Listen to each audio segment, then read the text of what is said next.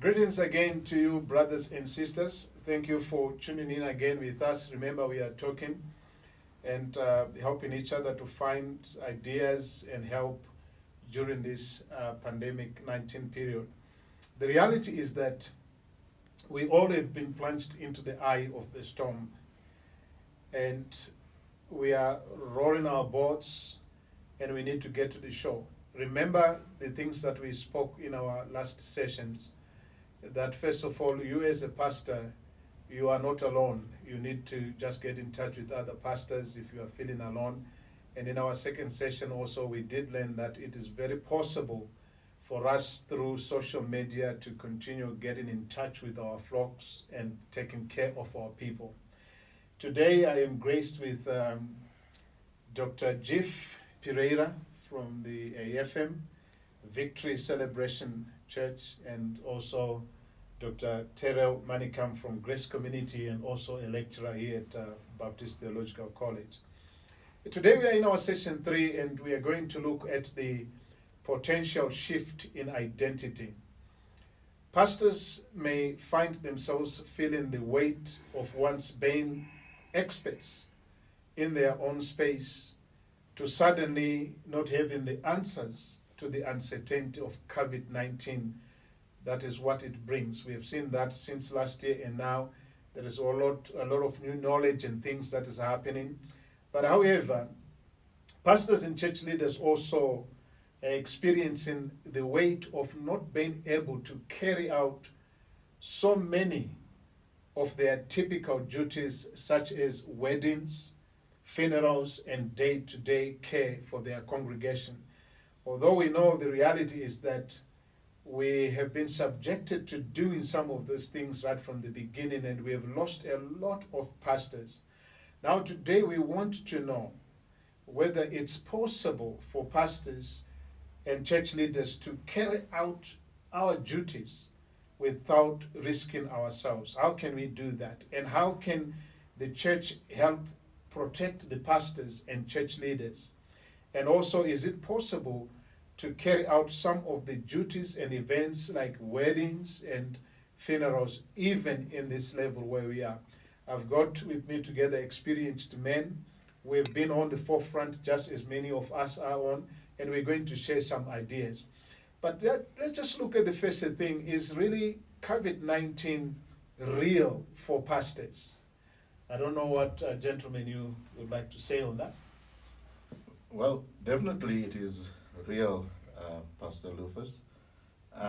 As one who had survived it, and I think if there's anyone out there and some understanding that this is not real, let me just confirm, it is real.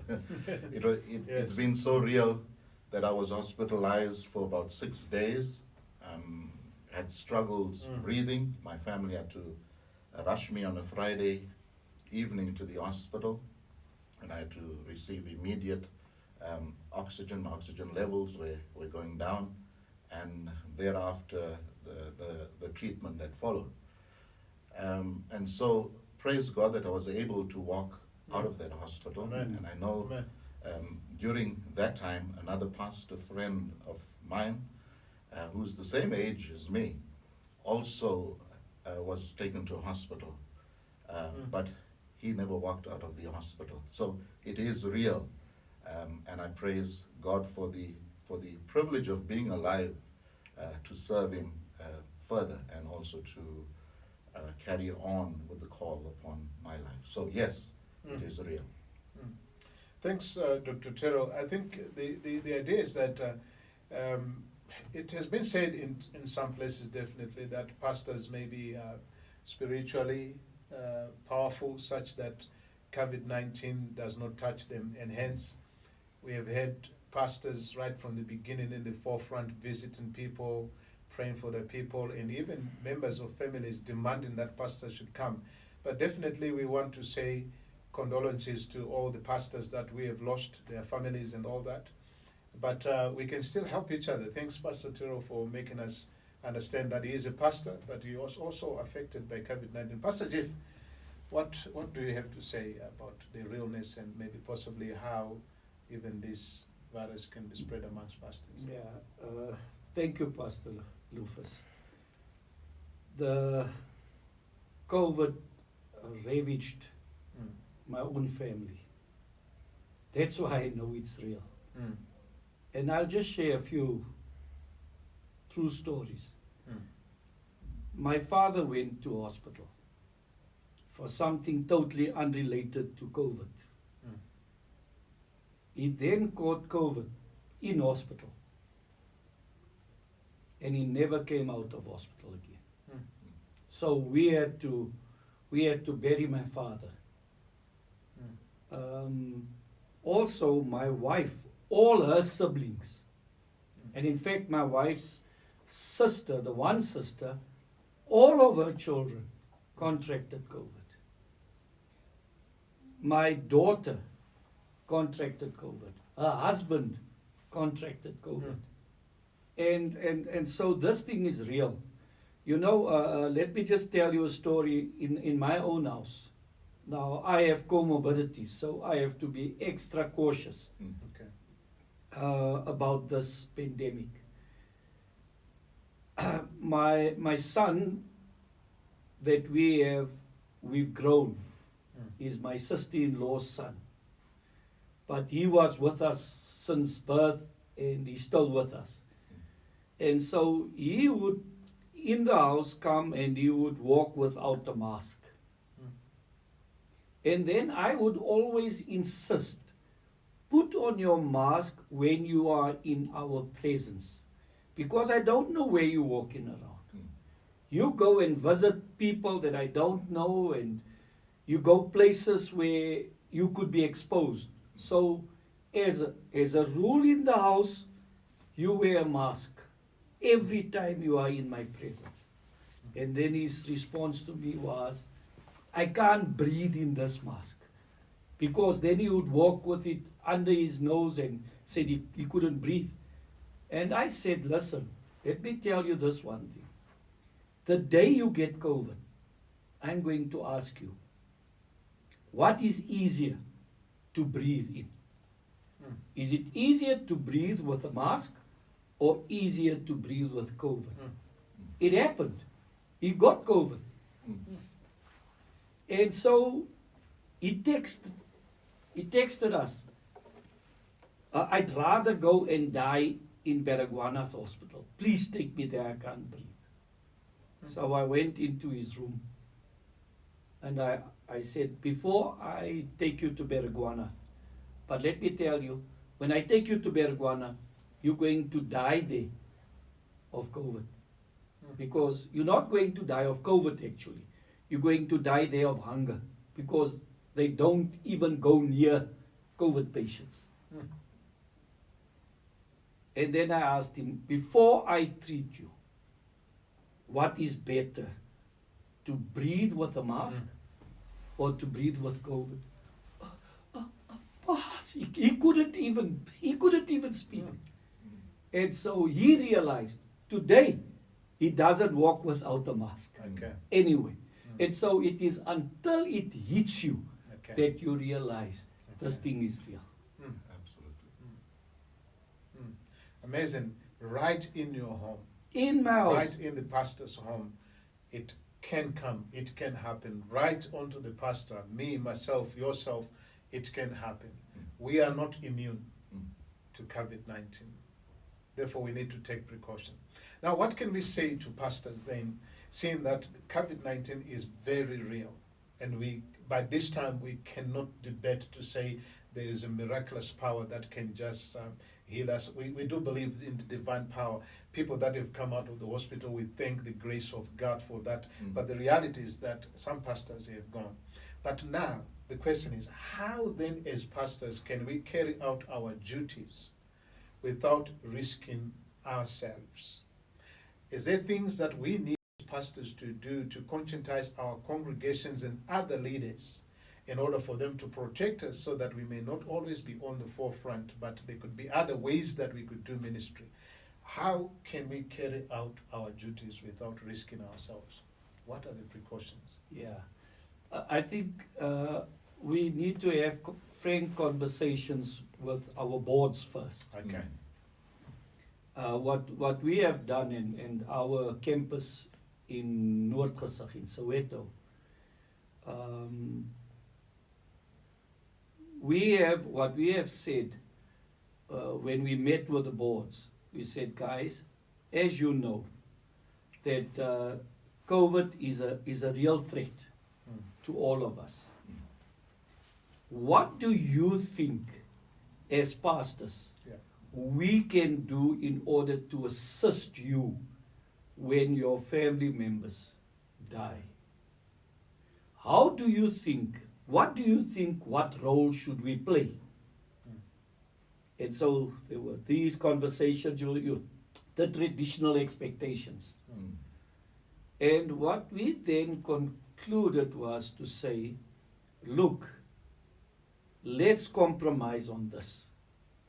When someone of your family members die, then we are prepared to do an online memorial service. Okay.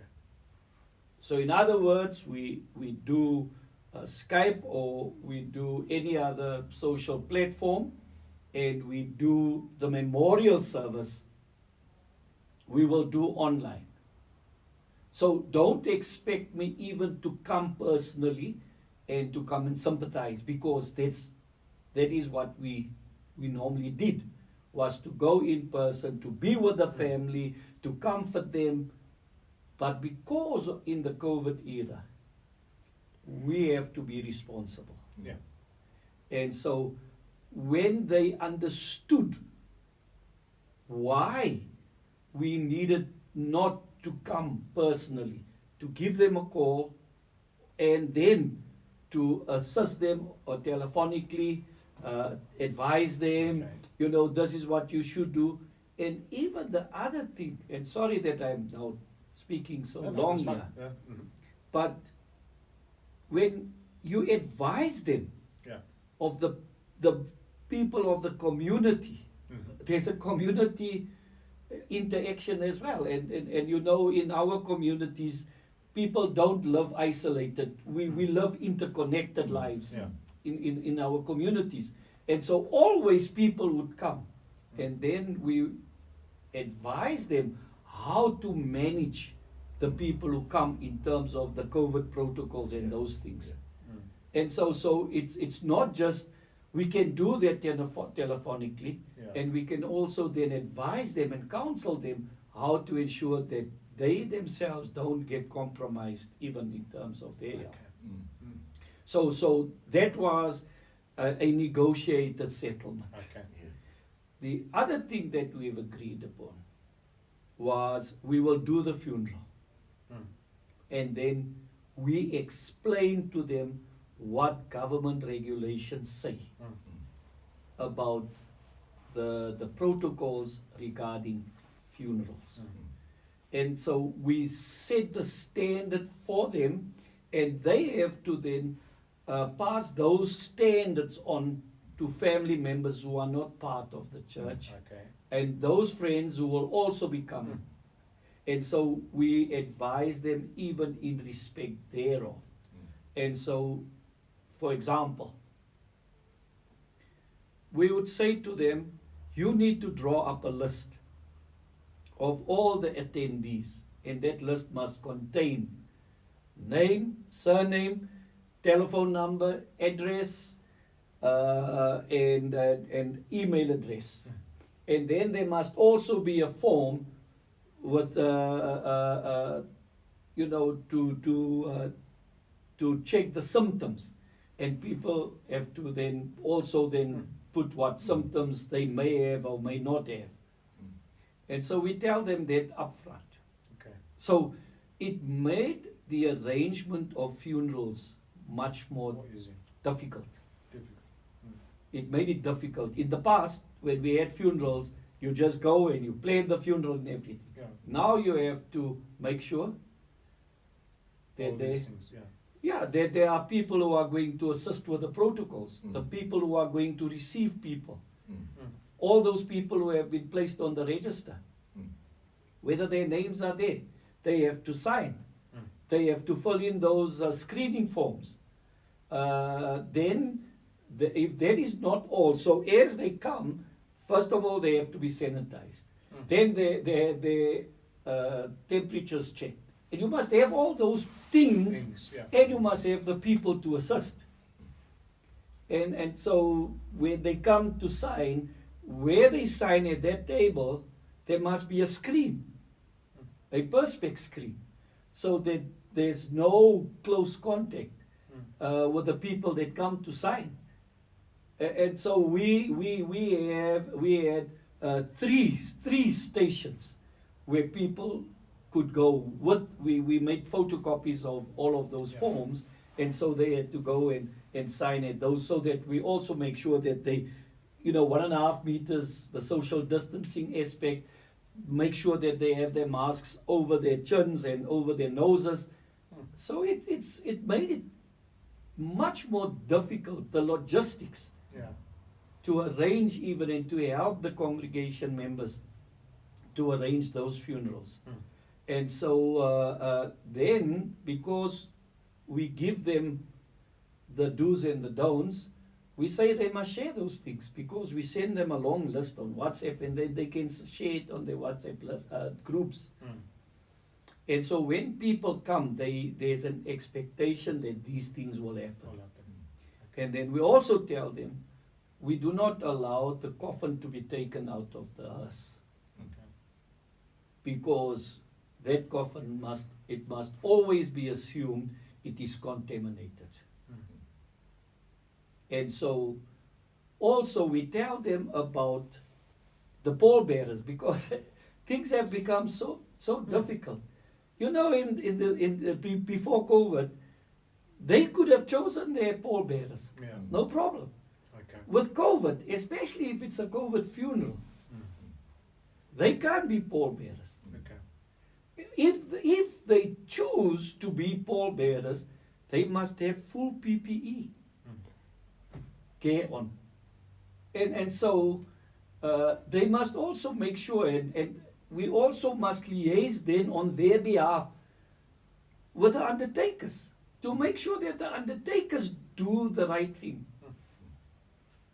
So in other words, there are two ways. It's to wrap the body or to wrap the coffin, Okay. because it has to be sealed. And those requirements, now let me say, pastors and people generally, they know protocols, but they don't apply it. Okay. That's the danger. Okay.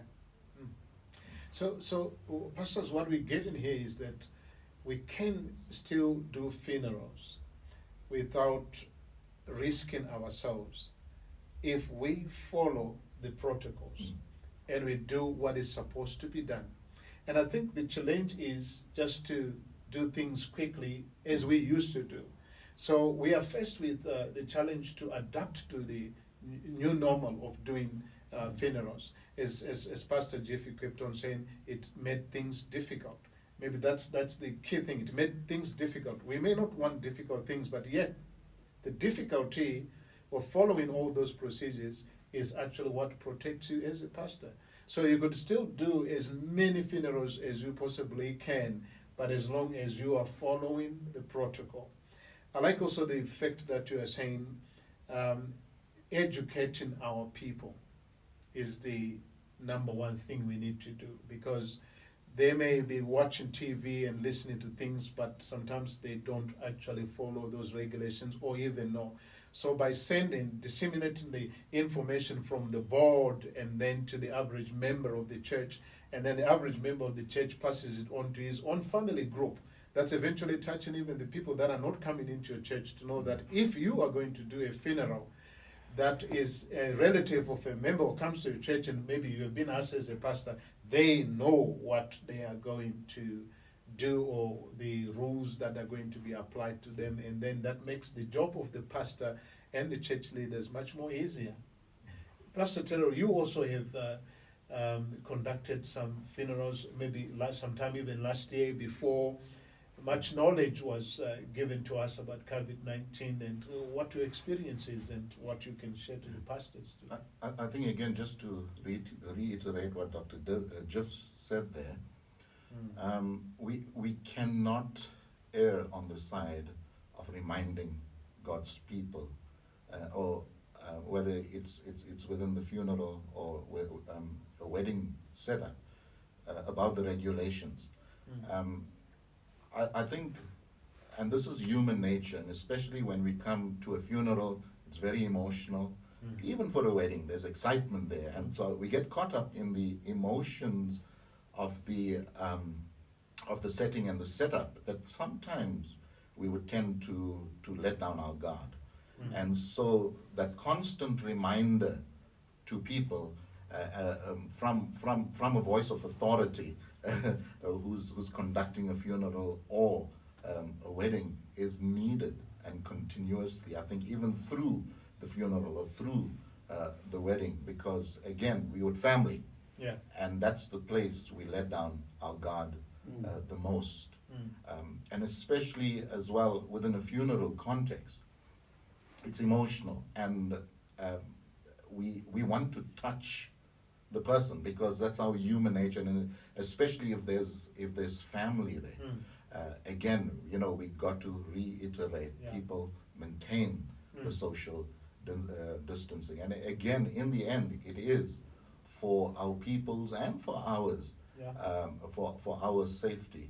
And so yes, we cannot reiterate that more, I think, whether it's prior, but also even during, and even thereafter, because remember, it doesn't end with the conclusion of the service, of the funeral or the wedding.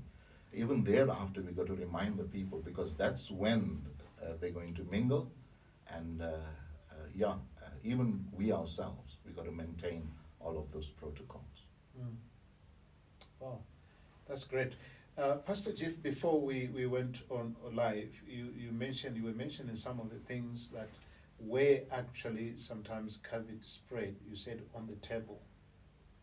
That is in the normal home, which I think even also us as pastors needs to be aware of, and which we can educate our churches.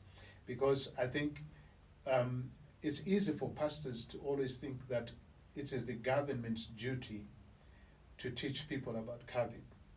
But whereas you can find that people sometimes don't pay attention to what the government is saying, but then it becomes a responsibility of us as pastors to actually teach our people, as much as we're doing at the funeral, to enforce those rules, and even possibly do other things that even the government is never mentioned, in order just to protect ourselves. Can you elaborate onto that, some of the things that we just need to be aware of? Yeah, I think, my grandchildren, and I love them so much. And I love having them there. But I also tell them, but they know now, because they've been so drilled. When my grandchildren come in there, they know not to be without their masks in my presence, in our presence, my wife and I. And that becomes the rule. My children, when they come and visit, they must have their masks on.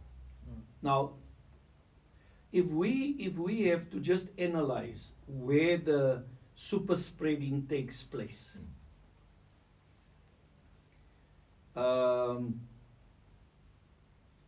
it's at weddings and it's at funerals. When they come to church, especially when the church ensures that the protocols are adhered to, they don't get it there. So the church is one of the safest places when you uphold those protocols. So where does the super spreading comes from? If you look at it, when did we get the second wave? The second wave came during Christmas, New Year. From the December period, where do you think Why do you think there was that quick wildfire spread? It was at the food table. Okay. And this is what I have insisted on. In fact, according to regulations, you're not supposed to have any eating after the funeral or gatherings Okay. after the funeral. But people still have it. Now, I can't tell people you may not have meals because that's outside of my jurisdiction as a pastor. Mm. Because family haven't seen each other for a while and all of them are there, and then what happens is people sit at the same table, and you can't eat with a mask on. Mm. So the minute you drop your mask, you drop your protection. And then they sit, they don't observe social distancing around the table. Now, you see, the meal and the food table is the great Okay. socializer. Because when you eat, it loosens your tongue. You start to speak. And you speak and you speak and you speak. Okay. And there's no social distancing. Yeah. What happens? As you speak, those little droplets, the aerosol they call it, they go into your nasal passages. And the reality is, many people are asymptomatic.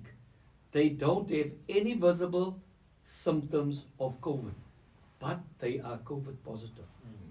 Okay.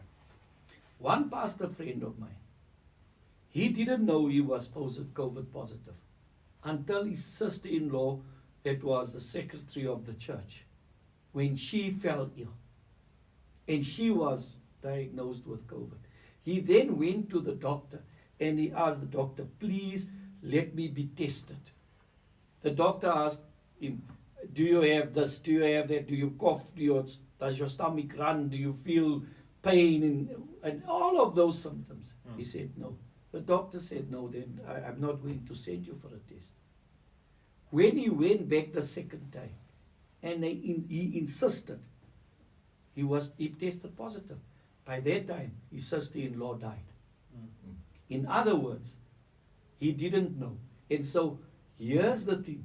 Even if people look healthy, they have no visible symptoms, treat everybody as though they could be potential carriers. Okay.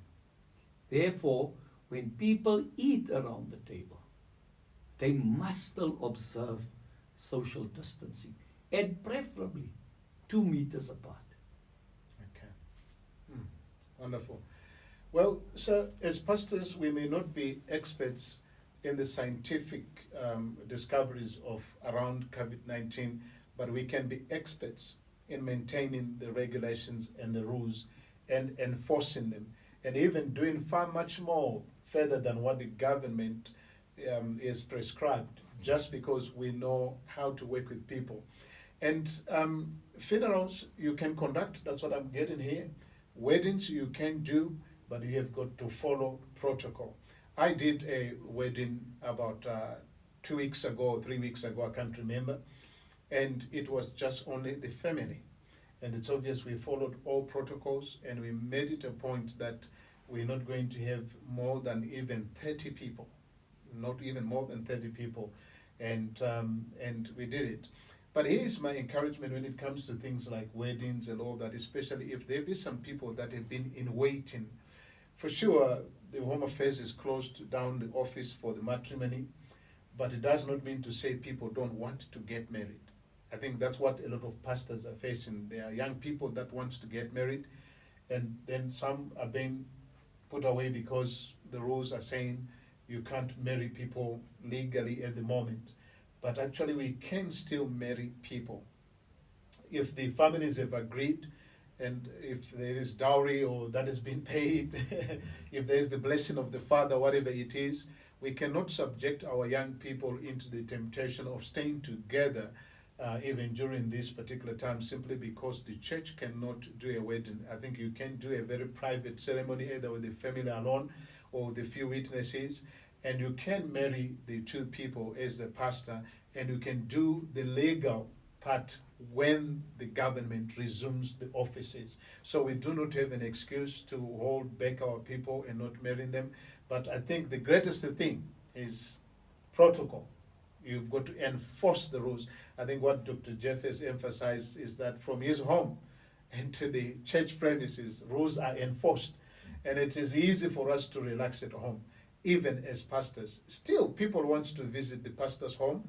They still want to come, and I think we need to be very, very careful. Pastor Terrel, do you have anything that you still want to say?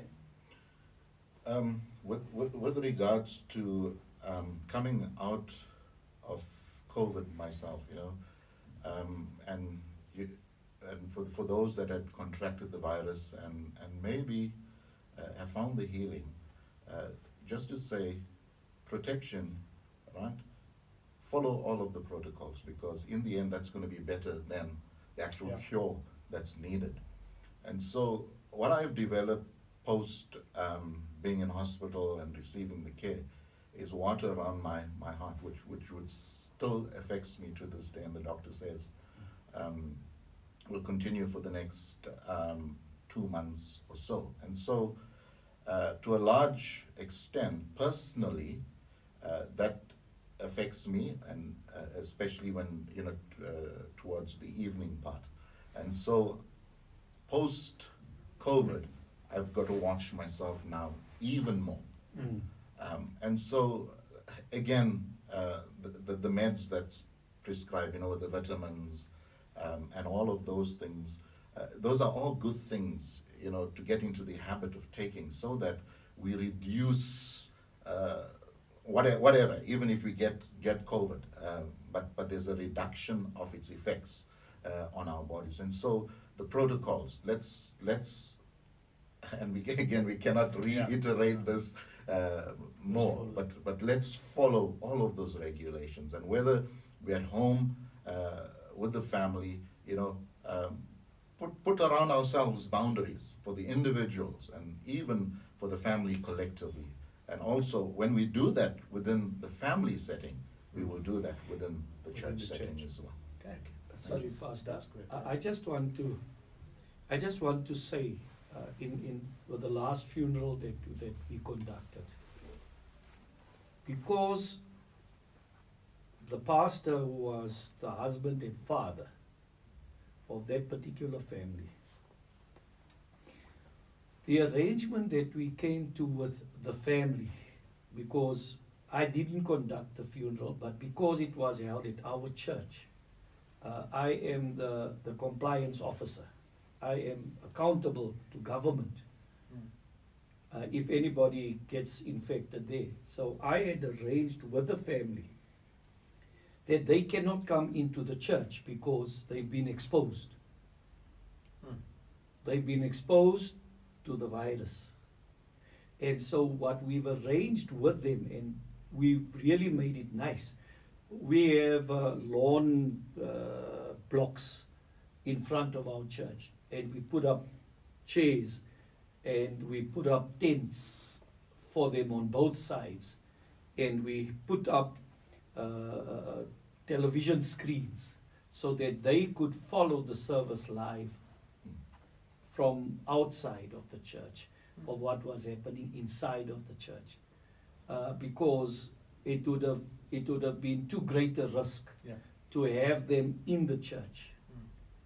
And so people don't realize, and I understand not many churches have got the wherewithal to have these things, but it's just to make double sure that people are not at risk. And it went off very well, because we made it really nice, classy, and they accepted that provision. And it was just to ensure. And then we visited the wife last week, and There was no hard feelings. Okay. And she didn't even test positive in the end.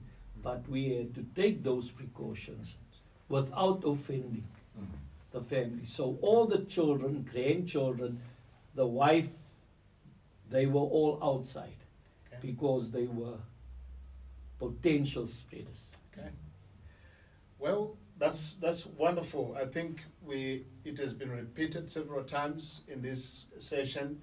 Pastors, we can do the weddings, we can do the funerals, we can do the visitation, but we have got to follow protocols.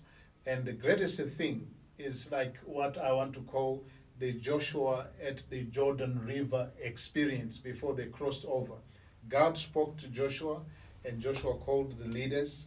He spoke to the leaders, and then the leaders went and gave the message to the people. Follow that, and then you are at peace with your people.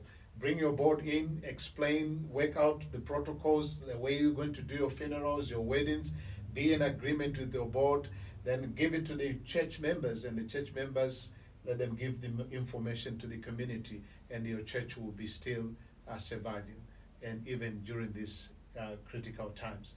Thanks, Pastor Jiff and Pastor Terrel. Thanks for your sharing of your own personal life experiences, and may God bless you. And we pray also too for all the pastors that are there who have been affected one way or the other, and also condolences again to some of our pastors who have lost either their wives or even wives that have lost their pastors. Let's take care and let's do the good thing, and may God bless you. Thank you.